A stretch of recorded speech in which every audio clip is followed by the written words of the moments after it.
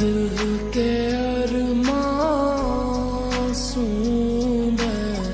बह गए दिल के সরি মাই মিস্টেক। হ্যাঁ বেচারা উনি নিশ্চয়ই আমার মতো বিয়ের আসর থেকে পালিয়ে আসছে।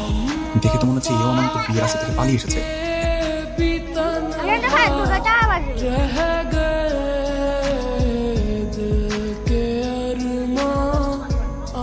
কি আপনি দৌড়াচ্ছেন কেন? আমারও তো একই প্রশ্ন, আপনি দৌড়াচ্ছেন কেন?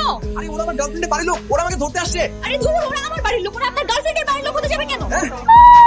তাহলে আমি কেন দৌড়াচ্ছি? আপনি দৌড়ান।